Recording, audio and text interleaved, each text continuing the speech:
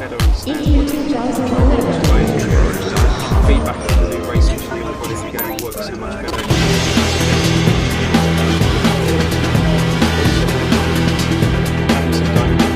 F1 2011 for us was not just a small update, not just doing the teams and drivers and the new tracks, which a lot of sports games tend to do. We really wanted to move it on massively, just ramping up everything, updating and polishing, but adding all the features people are asking for.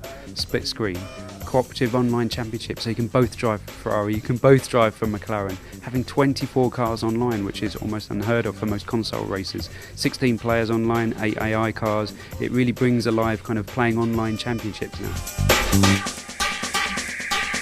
Having KERS, which is almost a power boost if you want to explain it that way, that drivers can use anywhere around a lap, which is really cool. It gives you next to 80 brake horsepower, so it's up to you as to where you can use it around the track. You can only use it for almost 7 seconds per lap. It recharges every time you cross the line. Then you've got this thing called DRS, which has really changed kind of overtaking in Formula 1.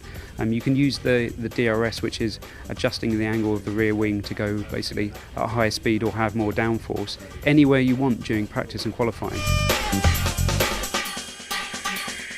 Cooperative Championship, which is a huge thing for us this year, is about you and a friend online playing as teammates in the same team. So if you want to be with Ferrari or McLaren, one of you is going to be the number 1 driver, one of you is going to be the number 2 driver.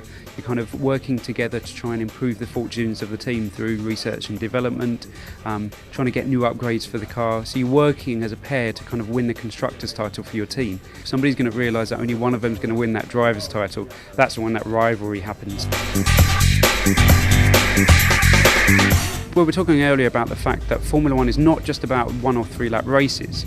A lot of racing games do that, and I think it would be foolish of us to try and push or force Formula 1 into that kind of box. Formula 1's about the longer races, the bigger picture, the strategy. And in conjunction with Pirelli, who are the new tyre manufacturer this year, they've come in with this mandate of making the racing more exciting. It's working amazingly well in the actual races now, and we're seeing it translate into the game as well. And I think it creates a richer story as well, especially when we've included failures this time for the first time in our Formula 1 series. So components on the car can degrade over time based on your driving.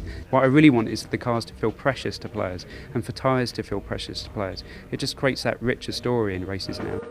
We have the media interviews in there this time. If you're saying certain things to the media about your team or talking about maybe driving for somebody else in the future, you'll get various newspaper clippings like the headlines and articles written about you. You can better manipulate the media in 2011 because you understand what's going on. Release date for F1 2011 is September 23rd, 360, PS3 and PC.